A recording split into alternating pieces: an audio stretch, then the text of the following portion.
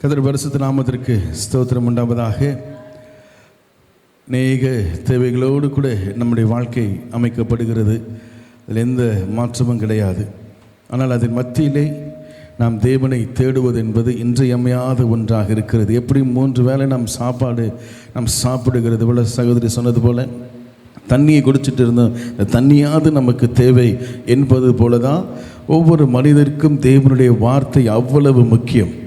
அந்த வார்த்தை தான் அவனை ஜீவனுள்ளவனாக மாற்றுகிறது. அந்த வார்த்தை தான் அவனுக்கு பலனையும் ஆரோக்கியத்தையும் சகலவற்றையும் தருகிறதாக இருக்கிறது என்று பார்க்கிறோம். ஆகவே அந்த வார்த்தையை நாம் கவனிக்கும்படி கர்த்தர் நமக்கு கிருபை தருவராக. கடந்த வாரத்தின் தொடர்ச்சியை தான் இந்த நாளிலே நாம் கவனிக்கப் போகிறோம். யோவான் 10ஆம் அதிகாரம் 14ஆம் வசனத்தை வாசிங்கள. யோவான் 10ஆம் அதிகாரம் 14ஆம் வசனம். நானே நல்ல மெய்ப்பன். இந்த தலைப்பில் தான் நான் தேவனுடைய வார்த்தைகளை நாம் கவனிக்க போகிறோம். கடந்த வாரத்திலும் முந்தின வாரங்களிலும் நாம் கேட்ட ஒரு வேத பகுதி, தேவனுடைய வசனம் எதுவென்றால் யோவான் 14ஆம் அதிகாரம் 20ஆம் வசனங்களிலே அல்லது யோவான் 14ஆம் அதிகாரம் 1ஆம் வசனங்களிலிருந்து ஒரு சில வசனங்களை நாம் வாசிக்கும் பொழுது அங்கே இயேசு கிறிஸ்து ஒரு காரியத்தை பேசுகிறார். என்ன? நான் போகிறேன், நான் பிதாவினிடத்திற்கு போகிறேன், நான் போன பின்பு அங்கே அநேக வாசஸ்தலங்கள் இருக்கிறது, அப்படி இல்லாதிருந்தால் நான் உங்களை சொல்லியிருப்பேன், உங்களுக்காக ஒரு ஸ்தலத்தை நான் ஆயத்தம் பண்ணும்படியாக போகிறேன், நான் ஆயத்தம் பண்ணிவிட்டு வந்து நான் உங்களை அழைத்து போவேன், கொண்டு போவேன் என்று சொல்லும் பொழுது தோமாவுக்கு ஒரு கேள்வி. ஆண்டவரே, நீர் எங்கே போகிறீர் என்று எங்களுக்கு தெரியாதே, அப்படி என்றால் நீர் போகிற வழி எதுவென்று எங்களுக்கு எப்படி தெரியும் என்று கேள்வி கேட்கிறார். அந்த வசனத்தை வாசிங்களேன். இந்த வேத பகுதியை நாம் அநேக நேரங்களிலெல்லாம் கேட்டுக்கொண்டிருக்கிறோம். அநேக செய்திகளில் இதை குறித்து நாம் கேட்கிறோம். ஆகவே உங்களுக்கும் எனக்கும் ஒரு நோக்கம், ஒரு விஷன் என்று சொல்லுவார், ஒரு தரிசனம் இருக்க வேண்டும்.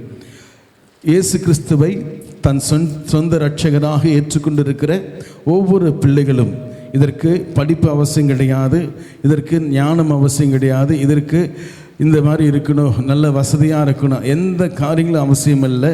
நமக்கு இப்படிப்பட்ட ஒரு இருதயம் இருந்தால் மாத்திரம் போதும். ஹல்லேலூயா. ஏனென்றால் ஒவ்வொரு கிறிஸ்தவனும் இயேசுவை ஏற்றுக்கொண்டு இருக்கிற ஒவ்வொருவருமே தன் வாழ்க்கையில் கொண்டிருக்க வேண்டிய ஒரு பெரிய இலக்காக நாம் என்ன செய்ய வேண்டும் என்றால் இந்த வசனங்களை நாம் கவனிக்க வேண்டும். ஏனென்றால் முக்கியமான ஒரு விஷயம், ஒவ்வொரு கிறிஸ்தவனும் பெற்றுக்கொள்ள வேண்டிய விஷயம். ஆகவே தான் தம்முடைய சீஷர்களுக்கு ஆண்டவர் சொல்லுகிறார், நான் ஒரு ஸ்தலத்தை ஆயத்தம் பண்ணும்படியாக போகிறேன், நான் வந்து உங்களை கூட்டிக் கொண்டு போவேன் என்று சொல்லுகிறார். அல்லேலூயா. கடவுள் இருக்கிற இடத்திற்கு நம்மை கூட்டி கொண்டு போகிறாராம். ஆண்டவர் இருக்கிற இடத்திலே நம்மை கொண்டு போய் வைக்கிறாராம். நமக்கென்று ஒரு வாசஸ்தலத்தை அவர் உண்டாக்குகிறார் என்று இயேசு கிறிஸ்து தம்முடைய சீஷர்களுக்கு நம்பிக்கை ஊட்டி போனார். ஹல்லேலூயா. அதை நம்ப முடியல அவங்களால. ஆகவே தான் அங்கே தோமா சொல்றார், எப்படி ஆண்டவரே, நீர் போகிற இடமே எங்களுக்கு தெரியாது, நீர் எங்கே போகிறீர் என்று எங்களுக்கு தெரியாது, அப்போ எப்படி எங்களுக்கு வழி எங்களுக்கு தெரியும் என்று சொல்லுகிறார்கள். உண்மைதான். இதுவரைக்குமாக இந்த பூமியிலே ஏறக்குறைய 6000 ஆண்டுகளாக ஆதாம் உருவாக்கப்பட்டு 6000 ஆண்டுகளை நாம் கவனித்து என்ன செய்கிறோம், கடந்து விட்டோம். அந்த 6000 ஆண்டுகளிலே ஒரே ஒரு முறை மாத்திரம்தான் இந்த பூமி இப்படிப்பட்ட வார்த்தைகளை ஒரு மனிதனிடத்திலிருந்து கேட்டது என்று பார்க்கிறோம்.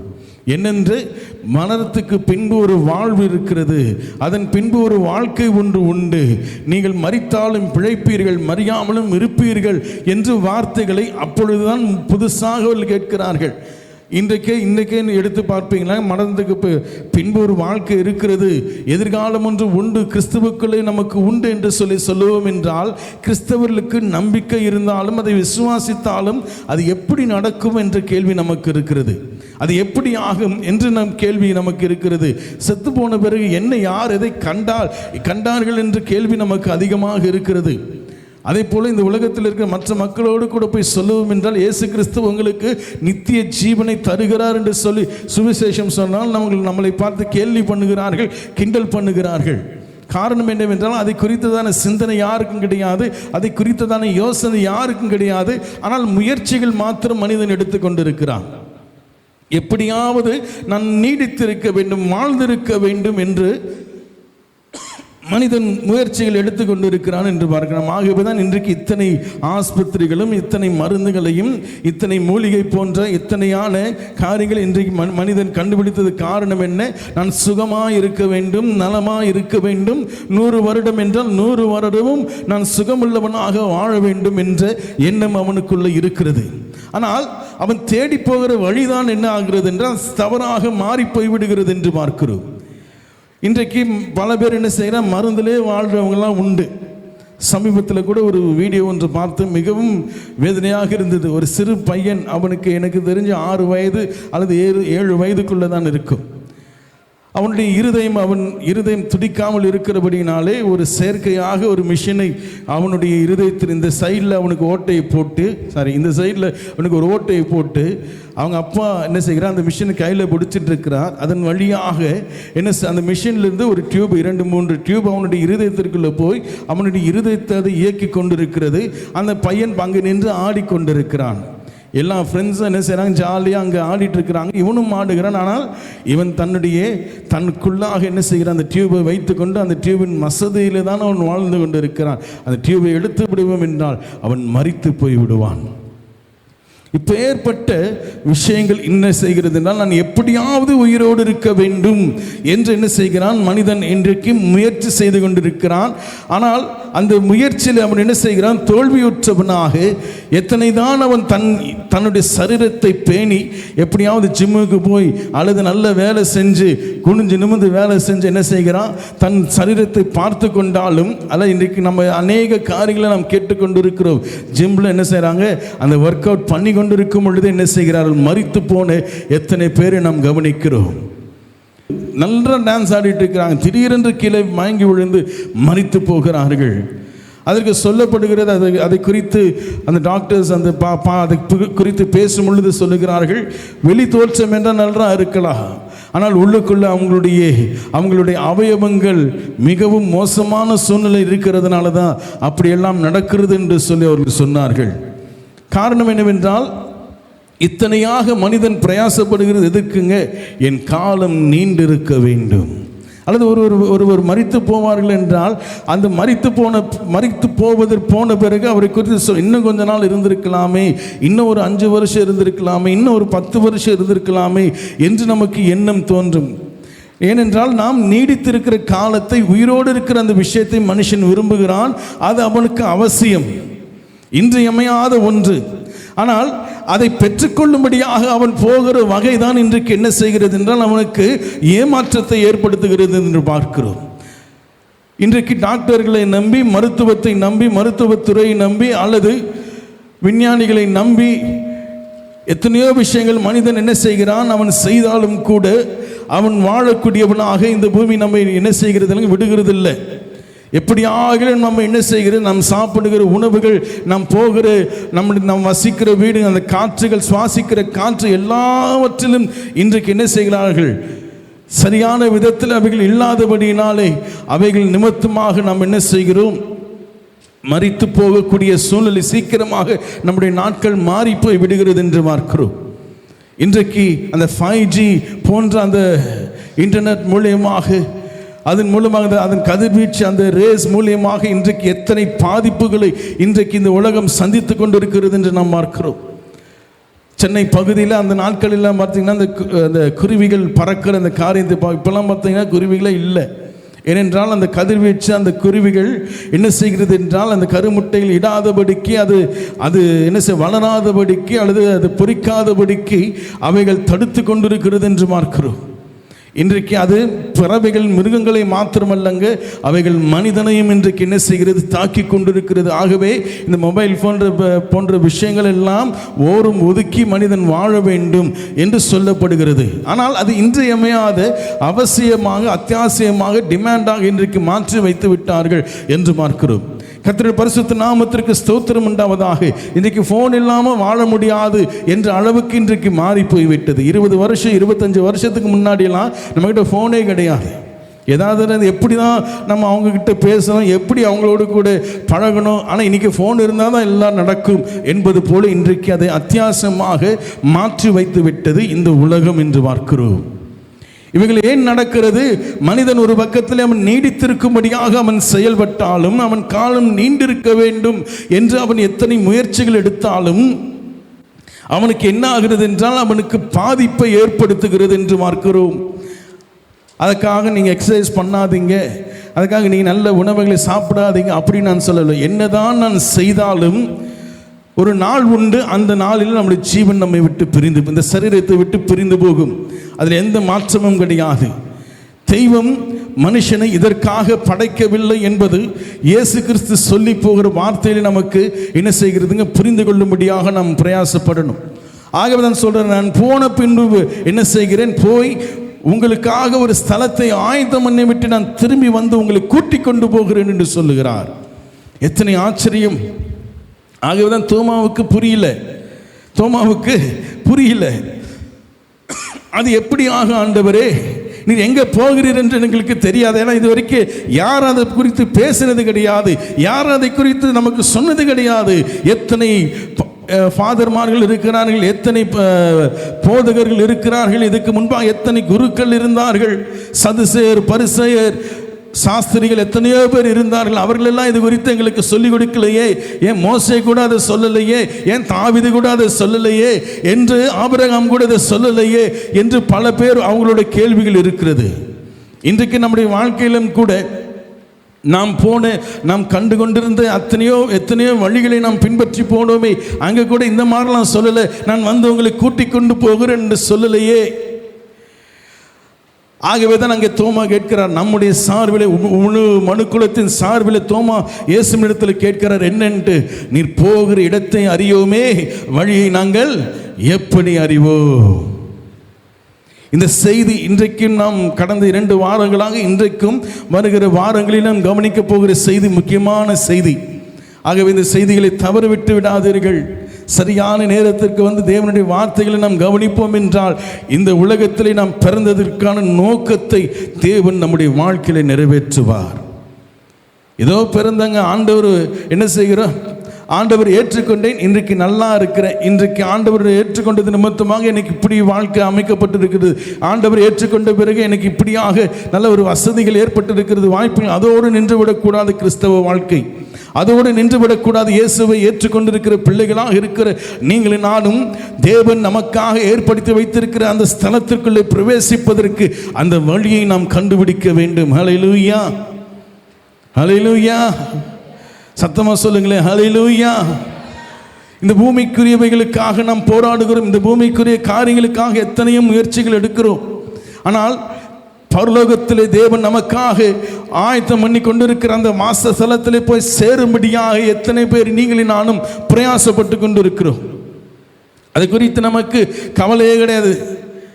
எப்போ அது அப்படிலாம் நம்ம பேசுவோம் தெரியுங்களா? ஏதாகலும் திடீர்னு பெரிய ஒரு போராட்டம், திடீர்னு போருன்னு வருது, திடீர்னு இது அனௌன்ஸ் பண்ணிட்டாங்க, இனிமே மத மாற்ற தடை சட்டம் என்ன செய்கிறது இன்னும் அதிகமாக கொடுக்கப்படுகிறது என்று சொன்ன எல்லா சபைகளையும் எழுந்து இது கடைசி காலமாகிவிட்டது, ஆண்டவர் வந்துவிடப் போகிறார். அது மாத்திரமல்ல, ஊழியர்களை கொண்டு போய் சிறையில் அடைத்தோ அல்லது ஊழியர்களை கொண்டு போய் எரித்தோ ஏதாகிலும் நடக்கும் என்றால் ஆண்டவர் வருகை சமீபமாகிவிட்டது, எல்லோரும் ஆயத்தமாவோம் என்று அந்த சூழ்நிலையில் மாத்திரம்தான் நாம் என்ன செய்வோம், இப்படிப்பட்ட பிரசங்கங்களை கேட்போம், இப்படிப்பட்டவைகளை நாம் கவனிப்போம். ஆனால் அது உண்மை கிடையாது, அது வழி கிடையாது, அப்படி நாம் தேடக்கூடாது. ஒரு பிரச்சனை வருகிறது நிமித்தமாக கடவுள் எனக்கு ஒருவர் இருக்கிறார் என்ற ஞாபகம் வருகிற உங்களுக்கும் எனக்கும் சாதாரணமாக இருக்கிற வாழ்க்கையில நன்றாக போய்கொண்டிருக்கும் பொழுதும் அந்த எண்ணம் நமக்கு வர வேண்டும். இந்த பரலோகம் தேவன் ஏற்படுத்துகிற இந்த வாசஸ்தலம் என்று சொல்லப்படுகிற வீடு, நமக்காக ஒரு இடத்தை ஆண்டவர் ஆயத்தம் பண்ணி கொண்டிருக்கிறாரே, அது குறித்ததான எண்ணம் சாகர நேரத்தில் மாத்திரம் அல்லங்க, நான் இந்த உலகத்தில் ஜீவனம் பண்ணுகிற ஒவ்வொரு நாளும் அது என் ஏக்கமாக இருக்க வேண்டும். ஆனால் இன்றைக்கு அப்படிப்பட்டவைகளை நாம் யோசிக்க விடுகிறதே கிடையாது. இந்த பூமிக்குரிய காரியங்களுக்காக மாத்திரம் நம்மை பிரயாசப்படும்படியாக செய்து, இந்த பூமிக்குரிய விஷயங்களுக்காக மாத்திரம் நாம் பிரயாசப்படும்படியாக செய்து நான் உண்மையான ஜீவனை நாம் இழந்து போய் கொண்டிருக்கிறோம். விசேஷமாக கிறிஸ்தவர்களாக இருக்கிற நாம் உண்மையான ஜீவனை நீங்களும் நானும் பெற்றுக்கொள்ள முடியாமல் போய்கொண்டிருக்கிறோம். இந்த உலகத்தில் இந்த நமக்கு சரீரத்தில் கொடுக்கப்பட்டு இருக்கிற இத்தனை ஆண்டவர் என்ன செய்கிறார், நமக்கு அழகாக இருக்க வேண்டும் என்று இதற்காக நாம் தேடி இந்த சரீரம் எப்படியாவது அழகுபடுத்தணுங்க, இது எப்படியாவது செய்யணும்னு சொல்லி இன்னைக்கு எத்தனை பியூட்டி பார்லர் இருக்கிறது, எத்தனை விஷயங்களை இன்னைக்கு கண்டுபிடித்திருக்கிறார்கள். நகை கட் பண்ணுறதுக்கு பியூட்டி பார்லர், காலில் இருக்கிற நகத்தை கட் பண்ணுறதுக்கு பியூட்டி பார்லர், மெடிக்யூர் கெரிக்யூர் ஏதோ க்யூர்ன்றாங்க. ஆகவே நாம் என்ன செய்கிறோம், இந்த சரீரத்தை பேணும்படியாக தான் இன்றைக்கு நாம் போய்கொண்டிருக்கிறோம். முதலாவது பெண்களுக்கு தான் இருந்தது, இன்றைக்கு ஆண்களுக்கும் அழகு நிலையங்கள் வந்து விட்டது, பியூட்டி பார்லர் வந்துடுச்சு. லேடிஸ்க்கு 20,000 வாங்குறாங்க, ஜென்ஸுக்கு 10,000 வாங்குறாங்க. ஏன்னா இவருக்கு முடி கம்மி. ஏனென்றால் இதை நாம் பேணும்படியாக, இதை நாம் என்ன செய்கிறோம், சரிபடுத்திக் கொள்ளும்படியாக, தக்க வைத்துக் கொள்ளும்படியாக நாம் முயற்சி செய்கிறோம். ஆண்டவர் சொல்லுகிறார், உன் ஸ்தலம் பரலோகத்தில் இருக்கிறது, உன் வீடு பரலோகத்தில் இருக்கிறது என்று சொல்லுகிறார். ஆனால் அது குறித்து நமக்கு சொல்லிக் கொடுக்க யார் இருக்காங்க? இந்த வீட்டை நமக்கு இந்த பூமியில கொடுக்கப்பட்டு இந்த வீட்டுக்காக மாத்திரம்தான் நம்ம என்ன செய்கிறோம், ஓடுகிறோம், பிரயாசப்படுகிறோம். எப்படியாவது ஆண்டவரே, எப்படியாவது ஆண்டவரே என்று சொல்லி நாம் என்ன செய்கிறோம், பிரயாசப்பட்டு இந்த பூமியில இந்த சரீரத்திற்காக, வீட்டிற்காக வாழ்ந்து இங்கே மரித்து போகிறோம். இன்னொரு வீட்டை தருவதற்கு ஆயத்தம் உள்ளவராக இருக்கிறார் என்பதை நம் மறந்து போய் விட்டோம். இயேசு கிறிஸ்து இந்த சரீரத்திற்காக ஆண்டவர் என்ன செய்யலங்க, பிரயாசப்படல. அப்படி ஒருவேளை இந்த சரீரத்தை பாதுகாக்கும்படியாக இயேசு கிறிஸ்து பரலோகத்திலிருந்து பூலோகத்திற்கு வந்திருப்பார் அப்படின்னா இன்றைக்கு இயேசு கிறிஸ்து இந்த உலகத்தை ஆண்டு கொண்டிருப்பார். இன்னும் அவரை பின்பற்றின அவருடைய சீஷர்கள் இன்றைக்கும் அவர்கள் உயிரோடு கூட இருந்திருப்பார்கள். தோமாவை நம்ம பார்த்திருக்கலாம், யோவானை பார்த்திருக்கலாம், அப்போஸ்தலனாகிய பவுலை நாம் கண்டிருக்கலாம். ஆனால் அது அவருடைய எண்ணமல்ல, இந்த சரீரம் அல்ல, இதுக்கு பின்பு இன்னொரு சரீரம் உண்டு, இந்த வீடு அல்ல, இதன் பின்பு இன்னொரு வீடு உண்டு, பரலோகத்தில் வீடு இருக்கிறது என்று சொல்லுங்க, ஸ்தலம் இருக்கிறது என்று நமக்கு சொல்லி போகிறார். ஆனால் தோமாவுக்கு புரியாதனால கேட்கிறார், ஆண்டவரே நீர் எந்த இடத்துக்கு போகிறீர் எங்களுக்கு தெரியாதே, அப்ப வழியை நாங்கள் எப்படி அறிவோம்? அந்த வீடு பரலோகத்தில் ஒரு வீடு இருக்கிறது என்று சொல்லுகிறீரே, உங்களுக்கு என்று ஒரு இடம் இருக்கிறது என்று சொல்லுகிறீரே, அந்த இடத்திற்கு நாங்கள் எப்படி போவோம்? வழி எங்க இருக்குன்னு எங்களுக்கு தெரியாது என்று கேள்வி கேட்கிறார்.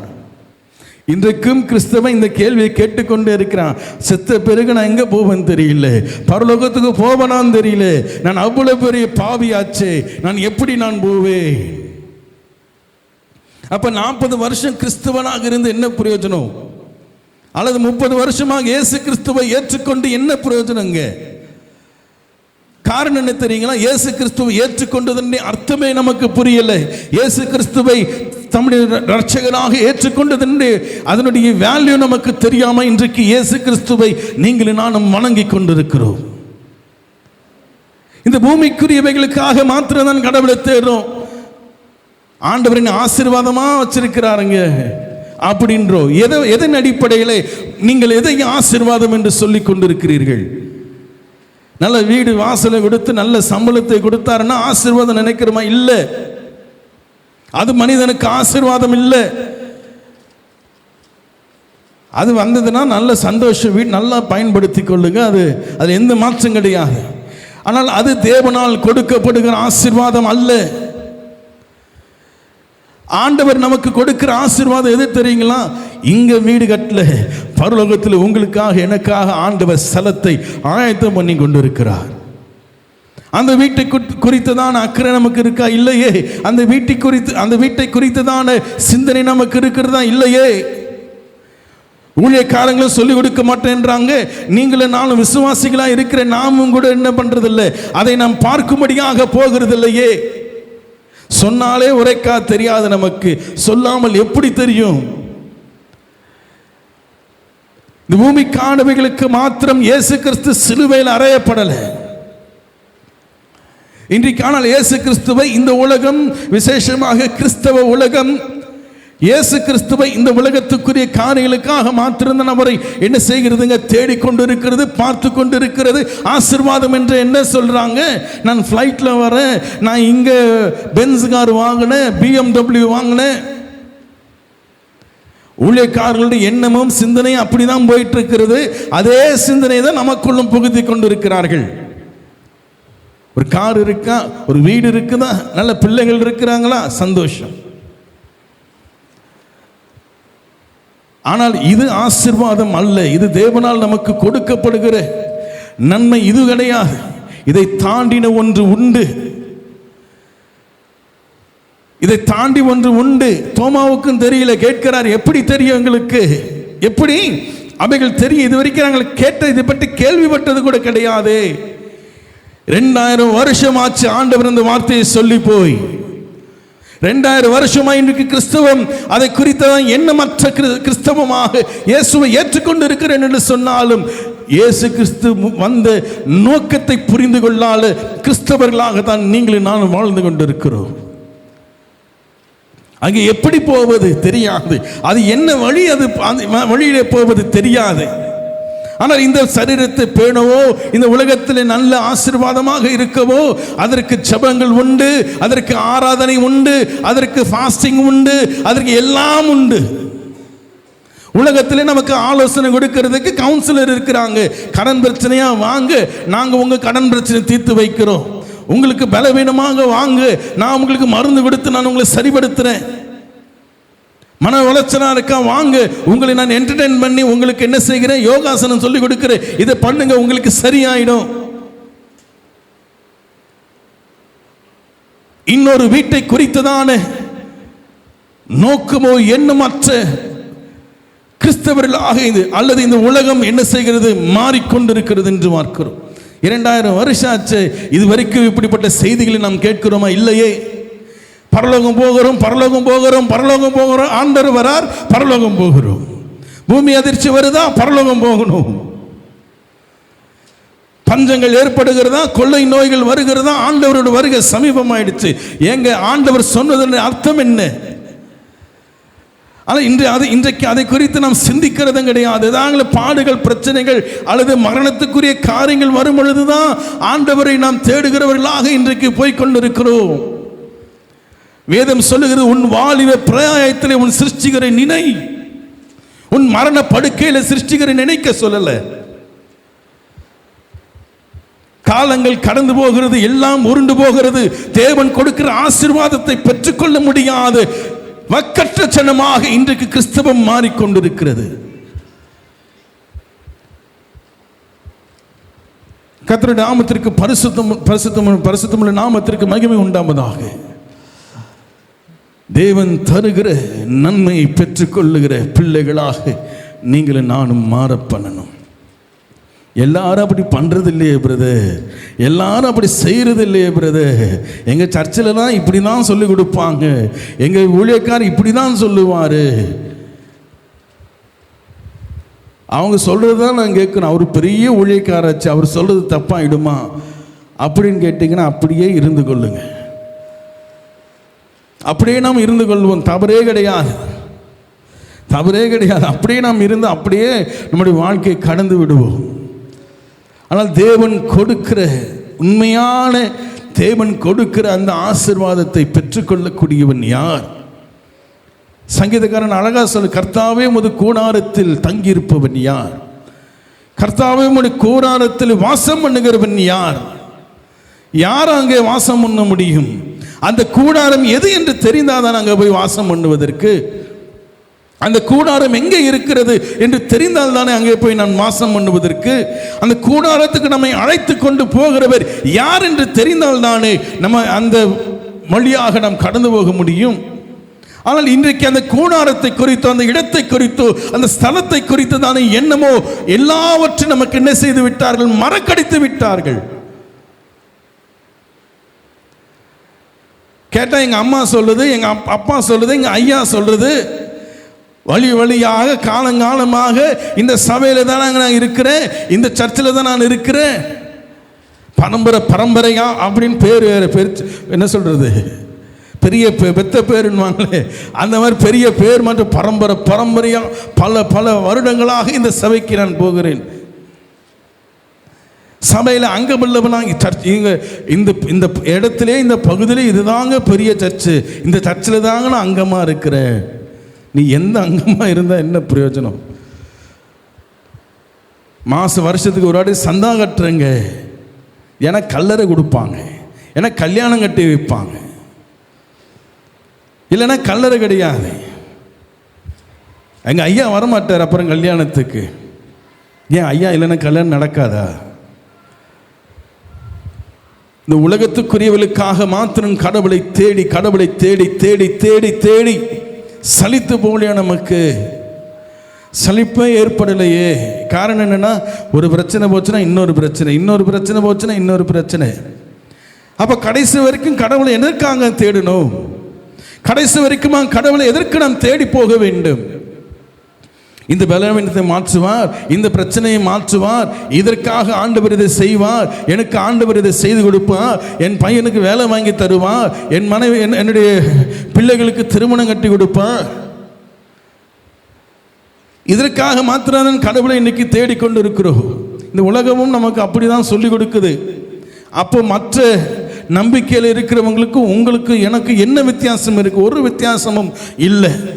ஏன் இவ்வளவு ஆதங்கமாக இவ்வளவு விஷயமாக பேசிக்கொண்டிருக்கிறேன் என்றால், இயேசு கிறிஸ்து கொடுக்கிறது வேற, ஆனால் அவரிடத்தில் நாம் எதிர்பார்க்கிறது வேற. இன்றைக்கு காலையில் பூத்து மாலையில் உலர்ந்து போகிற புல்லுக்கும் பூவுக்கும் ஒப்பாய் இருக்கவைகளுக்காக இன்றைக்கு இயேசுவை தேடுறோம். இல்லை, அதற்காக நீங்களும் நானும் தேவனை தேடக்கூடாது. அப்படி எப்படிங்க? எங்க ஊழியக்காரர் ரொம்ப பெரியவராச்சே, பெரிய ஆளாச்சே, அவர் சொல்றதெல்லாம் எப்படி? நான் இந்த சபையில தான் இத்தனை வருஷமா எங்க இருக்கேன். எங்க அப்பா சொன்ன சபை, எங்க பாட்டி சொன்ன சபை, எங்க பாட்டியோட பாட்டி சொன்ன சபை, இருக்கிறதுலே ஏரியாவிலே பெரிய சர்ச்சு. அது சமீபத்தில் ஒரு வீடியோ ஒன்று பார்த்தேன், மிக அருமையான ஒரு வீடியோ. ஒரு சின்ன பொண்ணு, ஒரு 12 வயசு இருக்கும், அவங்க அம்மா மீன் கட் பண்ணிட்டு இருக்கிறாங்க. ஒரு மீன் தலையை எடுத்துட்டாங்க, வாலையும் கட் பண்ணிட்டு நடுவில் இருக்கிற பகுதியை மாத்திரம் சமைக்க கொண்டு போகிறாங்க, மற்ற தலையும் வாலையும் தூக்கி கீழே போட்டாங்க. அந்த பொண்ணு அவங்க அம்மா கிட்ட கேட்குது, அம்மா ஏம்மா இதை கட் பண்ணி தலையும் வாழையும் அதில் அவ்வளோ சதை இருக்கே, அதை எடுத்து ஏன் தூக்கி போட்டீங்க? இல்லை இல்லை, எங்கள் அம்மா எனக்கு இப்படி சொல்லி கொடுத்தாங்க அப்படின்னு. அவங்க அம்மா என்ன சொல்கிறாங்க அப்பா உடனே அந்த பாட்டிக்கு அந்த மகன் என்ன செய்கிறான், ஃபோன் பண்ணுற, பாட்டி இது மாதிரி அம்மா மீன் கட் பண்ணும் பொழுது நடுவில் இருக்க பாகத்தை மாத்திரம் வச்சுட்டு இந்த சைடு தலை அந்த சைடு இருக்கிற வால் பகுதியை கட் பண்ணி எடுத்து தூக்கி போட்டுட்டாங்க. ஆனால் ஏன் அப்படி செய்கிறாங்க கேட்டால், நீங்கள் தான் சொல்லி கொடுத்தீங்கன்னு சொல்கிறாங்க. அதுக்கு அந்த பாட்டி சொல்கிறாங்களா, ஆமாம் ஆமாம், எங்கள் அம்மா எனக்கு இப்படி தான் சொல்லி கொடுத்தாங்க, தலையும் வாலும் கட் பண்ணி அந்த நடுவில் இருக்க பகுதி மாத்திரம்தான் நாங்கள் சமைப்போம் அப்படின்னாங்க. உடனே அந்த பிள்ளை சைக்கிள் எடுத்துகிட்டு நேராக அவங்க பாட்டி வீடு, அவங்க வீட்டில் இருக்கிறாங்க.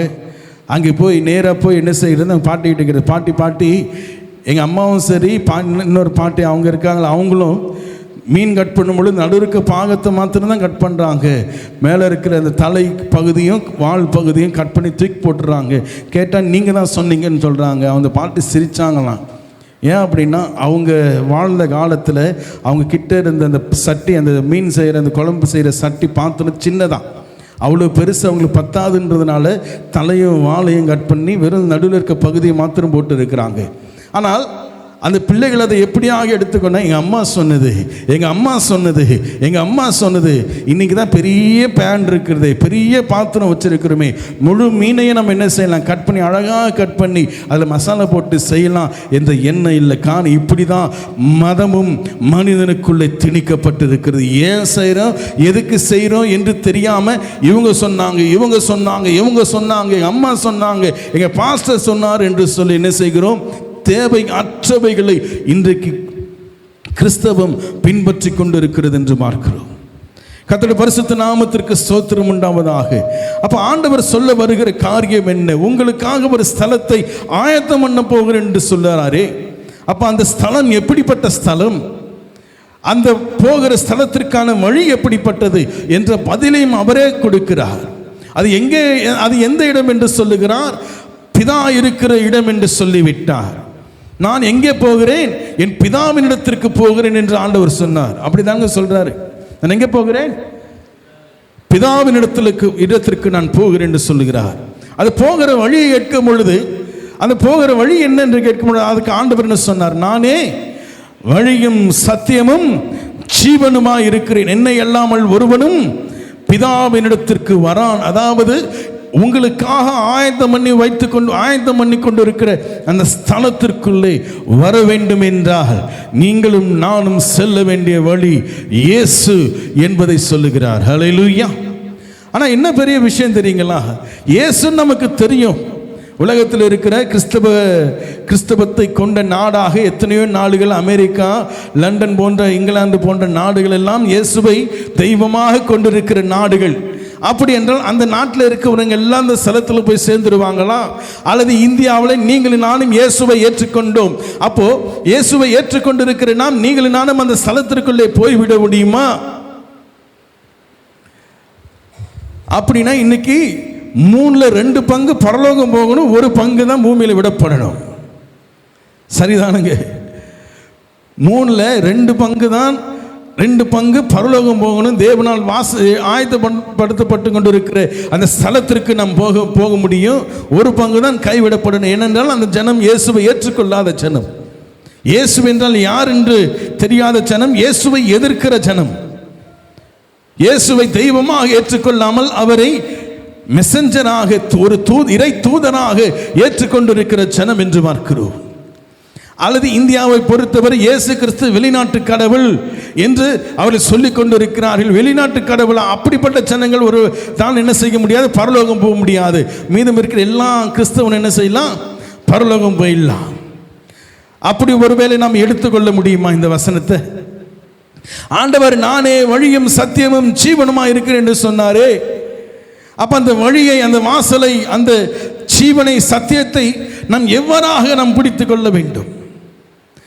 இதில் பெரிய ஒரு ஆச்சரியம் என்ன தெரியுங்களா? அங்கே போகிற வழி எங்களுக்கு தெரியாது என்று சொல்லும் பொழுது நான் தான் வழி என்று ஆண்டவர் அதோடு நிறுத்தி இருக்கணும். உண்மைதானுங்க?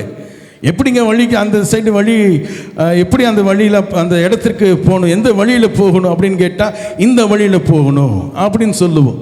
ஆனால் ஏன் ஆண்டவர் சொல்லுகிறார், தோமாவுடன் கேள்விக்கு பதில் சொல்லுகிறார், நானே வழியும், அதோடு நானே வழியா இருக்கிறேன், என்னென்றி ஒருவனும் பிதாவினிடத்தில் வரான் என்று சொல்லியிருப்பார் என்றால் சரி.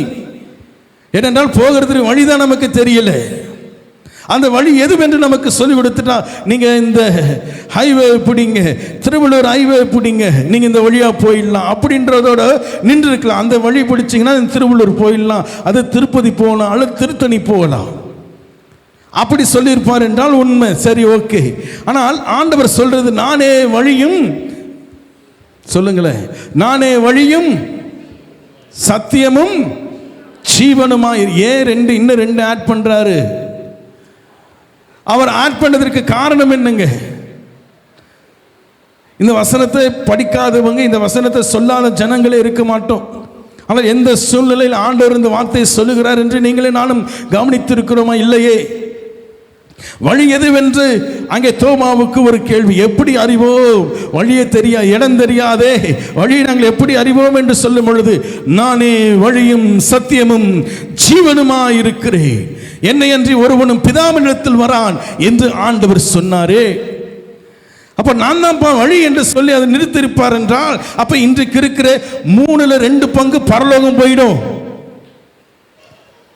3/2 பங்கு பரலோகம் போயிடும். 1 பங்கு இயேசுவை ஏற்றுக்கொள்ளாததினாலே அவர்கள் கைவிடப்படுவார்கள். ஆனால் ஆண்டவர் அதோடு நிறுத்தலங்க. நானே வழியும், நானே சத்தியமும், நானே ஜீவனுமாயிருக்கிறேன் என்று சொன்னது நிமித்தமாக இயேசுவை ஏற்றுக்கொள்ளப்பட்டவனும் கைவிடப்பட்டு போவான்.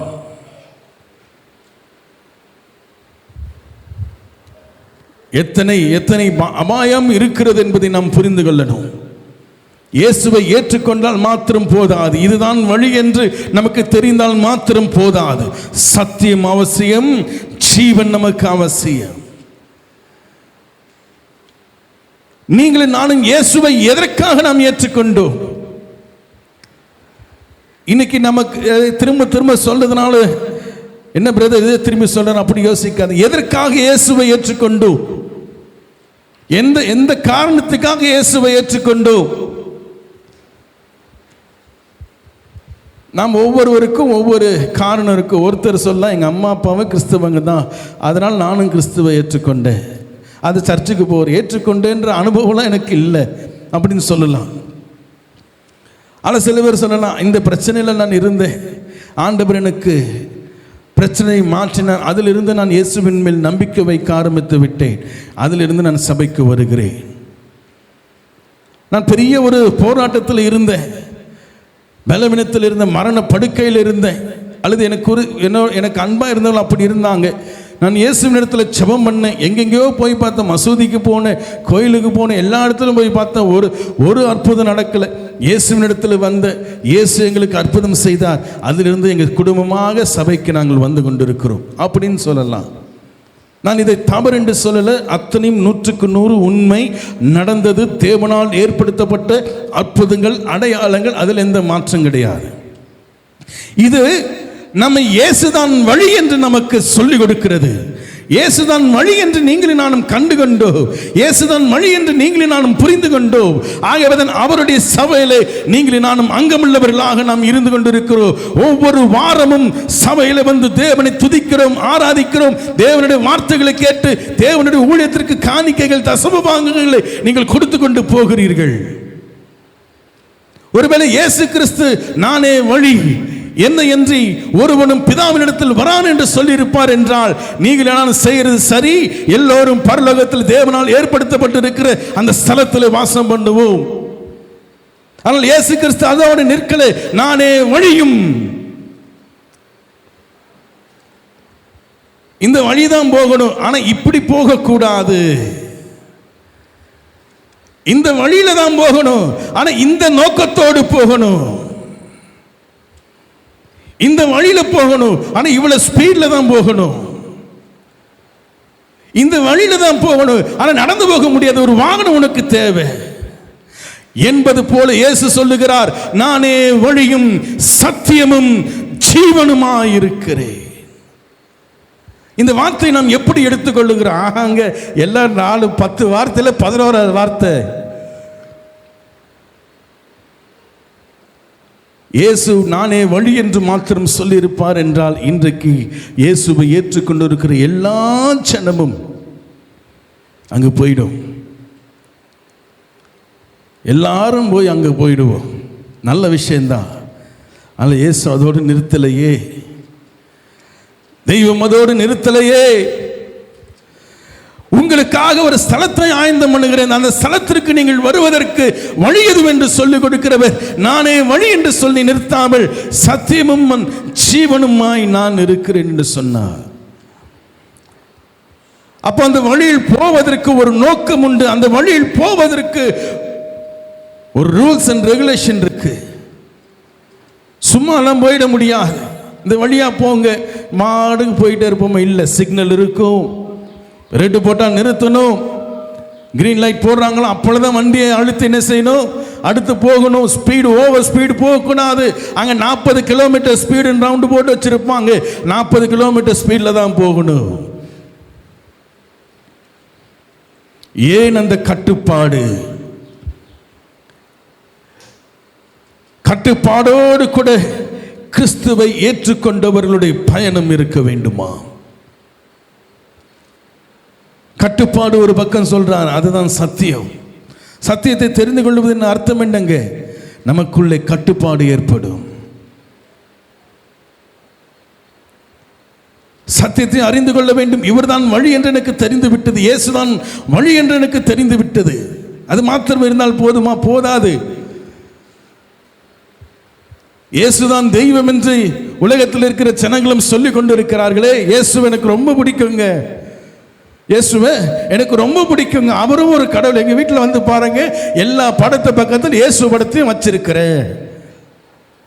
இயேசுவை அறிவது முக்கியமல்ல, கிறிஸ்தவன் என்ற பெயரை பெற்றது முக்கியமல்ல. இந்திய கான்ஸ்டிடியூஷன்ல இருக்கிற அந்த ரெக்கார்ட்ல ஐ am a born Christian, நான் கிறிஸ்தவன், நான் இந்துவிலிருந்து கிறிஸ்தவனாக மாறினேன், இஸ்லாமியத்திலிருந்து கிறிஸ்தவனாக மாறினேன் என்று பதிவில் என்ன செய்கிறேன், எல்லாவற்றையும் நான் ரெக்கார்ட் பண்ணி வைக்கிறேன். ஏன்னா நான் கிறிஸ்டியன். யார் ஏற்றுக்கொண்டிருக்கிறேன்? இயேசு கிறிஸ்துவை என் சொந்த ரட்சகராக ஏற்றுக்கொண்டு சிறு வயது முதல் இயேசுவை ஏற்றுக்கொண்டு இருக்கிறேன்.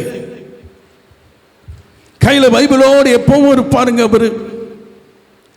சில பேரில் செத்த பேருங்க அவங்களுக்கு குறித்து சாட்சி சொல்லுவோம். சின்ன சின்ன விஷயத்துலலாம் நான் வெளியே கொண்டு வருவோம். காரணம் என்னென்னா, அவர் எப்படியாவது பரலோகத்துக்கு அவரை அமைச்சிடணும். அவர் செஞ்ச ஒவ்வொரு விஷயத்து நல்ல விஷயங்களை சொல்லி சொல்லி அவர் கையில் பைபிளோடு கூட தான் இருப்பார். இப்போ பைபிள் கூட இருந்தால் பரலோகம் போய்விடுவோமோ? நான் யாரும் கேள்வி பண்ணுறதுக்காக சொல்லலை, உண்மையை அறிந்து கொள்வதற்காக நான் பேசிக்கொண்டிருக்கிறேன். சத்தியம் எது என்று நீங்கள் நானும் புரிந்து கொள்ளணும். இயேசு வழி என்று தெரிந்து கொண்டோம். அந்த வழியிலே நடக்கும்படியாக ஆரம்பித்து விட்டோம். அந்த வழியிலே மதங்கள் இருக்கிறது. எத்தனை கிறிஸ்தவ மதம் இன்றைக்கு டினாமினேஷன் உருவாகி கொண்டிருக்கிறது தெரியுங்களா? கிறிஸ்தவத்தில் எத்தனை மதங்கள் இருக்கிறது, எத்தனை டினாமினேஷன் இருக்கிறது. இயேசு கிறிஸ்துவை ஒருவன் மதத்தை கடந்து அவரை ஏற்றுக்கொள்ள வேண்டும். இந்த உலகத்தில் இருக்கிற எல்லா மனுஷனும் பெரும்பாலும் 3 மதத்தில் 4 மதத்தில் அடக்கிடுவாங்க. நீங்கள் என்ன மதங்க? கிறிஸ்தவம். நீங்கள் என்ன மதங்க? இஸ்லாமியம். நீங்கள் என்ன மதங்க? இந்து. நீங்கள் என்ன மதங்க அப்படின்னு கேட்டால் உலகத்தில் இருக்கிற எல்லா மதத்தோட பேரை சொல்லுவோம். என்ன கேட்டாங்க, நான் சொல்லணும்னு எனக்கு அண்ணன் ஆசை. எந்த மதமும் இல்லைங்க. நீ கிறிஸ்தவனா? நான் கிறிஸ்தவன் அல்ல. நான் கிறிஸ்தவ மதத்தை சேர்ந்தவன் அல்ல. மதத்தை கடந்து போனவர் தான் தெய்வம். ஆனால் இன்றைக்கு அவரை மதத்தில் என்ன செய்கிறோம்? அவரை கட்டி வைத்துக் கொண்டு மதத்துக்குரியவராக இயேசுவை மாற்றினது நிமித்தமாக இஸ்லாமியனுக்கும் இந்துக்களுக்கும் இயேசு கிறிஸ்து விரோதியாக தெரிந்து கொண்டிருக்கிறார். அதுக்கு யார் காரணம்? இந்த மதங்கள் தான். இயேசு கிறிஸ்துவுக்கு இயேசு கிறிஸ்துவை அந்நியராக மாற்றிக்கொண்டதே அதற்கு காரணம் இந்த கிறிஸ்தவ மதம். ஒரு சிறுவனுக்கு ஒரு சில வருடங்களுக்கு முன்பாக நடந்த ஒரு உண்மை, ஒரு சம்பவம். பக்கத்து வீட்டில் ஒரு இஸ்லாமிய குடும்பம் இருந்தார்கள். சிறு பையன் அவருடைய நண்பர் வீட்டில் இருந்து வருவான். அந்த பையன் ஒரு 7-8 வயது தான் இருக்கும். 8 வயது உள்ள 9 வயதுக்குள்ளே தான் இருக்கும். அப்படி சொன்ன, வாடா சர்ச்சுக்கு, இங்கே ப்ரோக்ராமில் நடக்குது, வாடா அப்படின்னா. எங்கள் வீட்டில் இங்கெல்லாம் போகக்கூடாதுன்னு சொல்லி இருக்கிறாங்க. அதை கேட்கும் பொழுது எத்தனை வேதனையாக இருந்து தெரியுங்களா? ஒரு சிறுவனுக்கு இயேசு கிறிஸ்துவை மதத்தின் பெயரிலே இயேசு கிறிஸ்துவை விரோதியாக மாற்றி வைத்திருக்கிறது இந்த கிறிஸ்தவ மதம். ஆனால் நீங்களும் நானும் அதை தூக்கி பிடித்துக் கொண்டிருக்கிறோம். நான் கிறிஸ்தவன். வெட்கமா இல்லையா நமக்கு? ஆண்டவர் கேட்டார்னா எங்க போய்ங்க நீங்களும் நானும் மூஞ்சியை வச்சுப்போம். ஒரு சிறுவனுக்கு நீ என்னை விரோதியாக மாற்றிவிட்டாயே உன் மதத்தின் கோட்பாடுகள் நிமித்தமாக. இந்த பாவம் தான் இருக்கிறதுல பொல்லாத பெரிய பாவம். ஆகவே ஆண்டவர் மற்ற மதத்தில் இயேசு கிறிஸ்து உயிரோடு இருக்கும் பொழுது மற்ற மதங்களில் இருந்தவங்களை யாரையும் ஆண்டவர் ஒன்றும் சொல்லல. வந்து திட்டினதெல்லாம் யாருங்க? யூத மத குருக்களை, பரிசேயன், சதுசேயன், வேத சாஸ்திரிகள். அதில் பிரதான சாஸ்திரிகள் வேற, ஆசாரியர்கள் வேற, சீனியர் திட்டார். வெள்ளையடிக்கப்பட்ட கல்லறைகளே, யோவான் சொல்றார், வரும் ஆக்கினைக்கு தப்பித்துக் கொள்ளும்படியாக உங்களுக்கு வகை காட்டினவன் யார்? நீ மதத்துக்குரியவன், உனக்கும் இதற்கும் சம்பந்தம் இல்லை என்று சொன்னார்களே. அப்ப கிறிஸ்தவ மதத்திற்குள் இருந்து ஒருவன் இயேசுவை ஏற்றுக்கொள்ளுகிறான் என்றால், இயேசுவை வணங்குகிறான் என்றால், அவனுக்கும் இயேசு கிறிஸ்துவுக்கும் சம்பந்தம் இல்லை. இதை சொன்ன ஒத்துப்பீங்களா? இல்லை, ஒத்துக்க மாட்டோம். நீங்க என்ன சொல்றது பிரதர்? ஆகவேதான் நானே வழி என்று சொன்னவர் சத்தியம் என்று சொல்லி போனார். சத்தியத்தை அறிந்து கொள்ள வேண்டும். எது உண்மை எது போய் எங்க அம்மா சொன்னதெல்லாம் சரிங்க அப்படின்னு சொல்லிட்டு மீனை தலையை கட் பண்ணி வாழை கட் பண்ணி நடுவில் இருக்கிறது மாத்திரம் பெரிய பேன், நல்ல பெரிய மாத்திரம் இருக்கு, சிவளோன்னு கட் பண்ணி வைக்கிறேன். கேட்டால் என்ன சொல்றோம்? எங்க அம்மா சொல்லி கொடுத்தது. உண்மையை ஆராய்ந்து பார்த்தா சொல்லப்படுகிறது, அவங்க வீட்டில் சின்னதாக இருந்ததான் மாத்திரம், அதை முழு மீனும் உள்ளே வைக்க முடியல. ஆகவே தலையும் வாழையும் கட் பண்ணி அவங்க அதை வைத்து சமைத்தார்களாம். இதே போல பல விஷயங்கள் நாம் என்ன செய்கிறோம்? வழி வழியாக அவர்களை பின்பற்றி கொண்டிருக்கிறோம். ஒரு சாமியார் இருந்தார். அவர் சொல்கிற அந்த பிரசங்கம் பண்ணும் பொழுது அங்கே பக்கத்தில் ஒரு பூனையை கட்டி போட்டிருப்பாராம். பிரசங்கம் பண்ணும் பொழுது அந்த இடத்துல ஒரு பூனையை கட்டி போட்டிருப்பார். பிரசங்கம் முடிஞ்ச உடனே அந்த பூனையை அவிழ்த்து அமுச்சு விட்டுருவாங்க, ஓடிடும். அங்கே இருக்கிற ஒரு புதுதாக ஒரு சீஷனுக்கு ஒரு கேள்வி, ஏன் இதை செய்கிறீங்க அப்படின்னு கேட்கும் பொழுது அவர் சொன்னாராம், என்னுடைய குரு அவர் மரித்து போனார், அவர் பின்பற்றின அந்த வகை நானும் பின்பற்றுகிறேன் என்று சொன்னார்.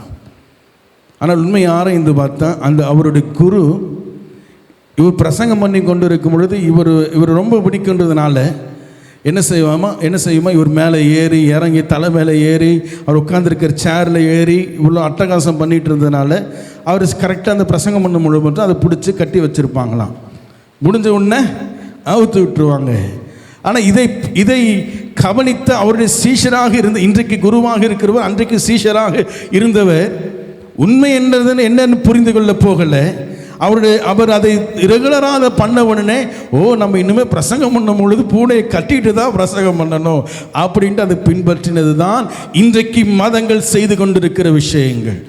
ஏன் பண்ணுறேன், எதுக்கு பண்ணுறேன், ஏன் போகிறோம், எதுக்கு போகிறோம், அமாவாசை முழு ஜெபம் எதுக்குங்க, அமாவாசை முழு இரவு ஜெபம், உனக்கு அமாவாசைக்கு என்ன சம்பந்தம் இருக்குது? போராடி ஜெபிக்கிறோம். ஏன்னா அன்னைக்கு தான் பிசாசனுடைய கிரியைகள் அதிகமாகும் அப்படின்னு இன்றைக்கு நம்ம என்ன செய்கிறோம்? அமாவாசை முழு இரவு ஜெபம் எத்தனை சபைகளில் நடந்து கொண்டிருக்கிறது. சத்தியம் தெரிந்தாலும் கூட அதை விட்டு விலக முடியாத பிள்ளைகளாக இன்றைக்கு மாறிக்கொண்டிருக்கிறது இந்த உலகம் என்று பார்க்கிறோம். விசேஷமாக கிறிஸ்தவர்கள்.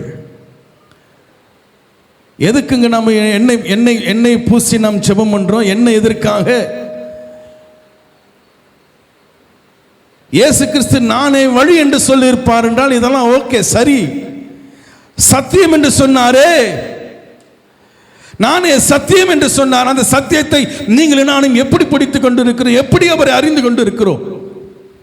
நானே வழி என்று மாத்திரம் சொல்லியிருப்பார் என்றால் ஒருவேளை அன்றைக்கு இருந்த ஆசாரியர்கள், அன்றைக்கு இருந்த வேத பாரகன், பரிசேயன் எல்லாம் என்ன செய்திருப்பார்கள்? இயேசுவை பின்பற்றி இருப்பார்கள். ஆனால் அவர் வழி என்று மாத்திரம் சொல்லல, சத்தியம் என்றும் அவர் சொல்லி போனார். அடுத்து மூன்றாவது ஆண்டு நானே ஜீவன் என்று சொல்லு. அப்ப ஜீவனுக்குரிய காரியம் என்ன? இயேசுவை எதற்காக நீங்களும் நானும் பின்பற்றி கொண்டிருக்கிறோம்? இயேசுதான் வழி என்று நமக்கு தெரிந்து விட்டது. அவருடைய அந்த வழியிலே போகிற நாம் சத்தியத்தை அறிந்து கொள்ளாமல் ஒருவனும் அந்த வழியிலே பிரவேசிக்க முடியாது. மூன்றாவது ஆண்டவர் சொல்லுகிறார் ஜீவன் என்று. ஜீவனுக்குரியவன் மாத்திரம்தான் அதற்குள்ளே பிரவேசிக்க முடியும். அதாவது என்னுடைய நோக்கம், என்னுடைய இலக்கு, என்னுடைய எண்ணம் எல்லாம் ஜீவன் உள்ளவைகளாக இருக்க வேண்டும். எதற்காக இயேசுவை ஏற்றுக்கொண்டீங்க? என்னுடைய லக்கு ஜீவன்.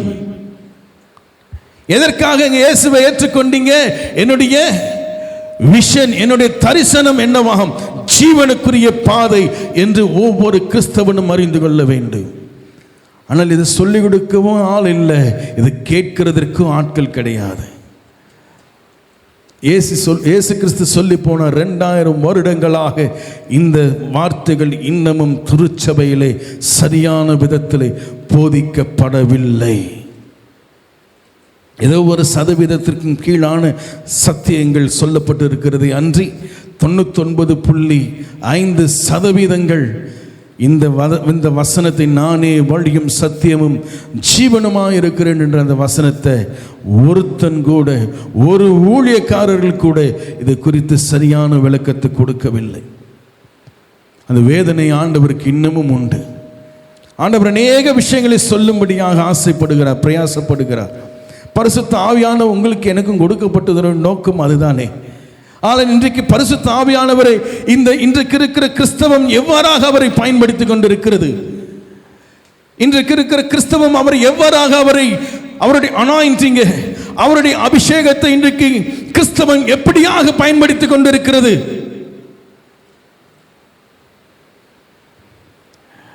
சில உண்மைகளை நான் சொல்லுவேன் என்றால் நிச்சயமாகவே அன்றைக்கு இயேசு கிறிஸ்து விரோதித்தது போலதான் என்னை நீங்க விரோதிக்க கூடும்.